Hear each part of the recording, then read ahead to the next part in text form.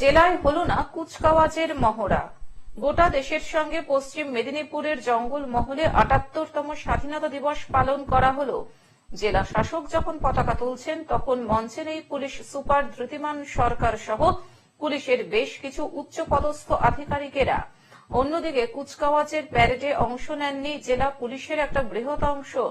একটা বাহিনী অংশ নিয়েছিল, কিন্তু তারাও হঠাৎই মাঝপথে পরিসমাপ্তি ঘোষণা করে অনুষ্ঠান ছেড়ে বেরিয়ে যায়। এই ঘটনায় চাঞ্চল্য ছড়িয়ে পড়ে জেলায়। অন্যদিকে বক্তব্য রাখতে জেলার উদ্দেশ্যে ভাষণ সংক্ষিপ্ত করে দেন জেলা শাসক খুরশিদ আলী কাদারি, যদিও এই নিয়ে মুখে কুলুপ জেলা প্রশাসনের। অন্যদিকে সূত্র অনুযায়ী জানা যায়, জেলা পুলিশ লাইনেও স্বাধীনতা দিবসের আরেকটি অনুষ্ঠানের আয়োজন করা হয় পুলিশের তরফ থেকে। স্বাধীনতা দিবসে শুভ দিনে পশ্চিম মেদিনীপুর জেলায় বাসী এবং উপস্থিত সকলকে জানাই অভিনন্দন। আজ জাতীয় গর্ব সম্মানের দিন।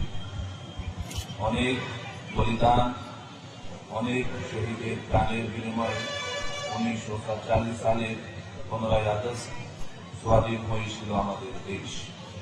পশ্চিম মেদিনীপুর থেকে কল্যাণ মন্ডলের রিপোর্ট, গ্লোব নিউজ। এখন থেকে গ্লোব টিভি দেখুন আপনার স্মার্টফোনেও। গুগল প্লে স্টোর অথবা অ্যাপল স্টোর থেকে ডাউনলোড করুন গ্লোব টিভি লাইভ অ্যাপ। এছাড়াও জিও টিভি অ্যাপ থেকেও দেখুন গ্লোব টিভি লাইভ।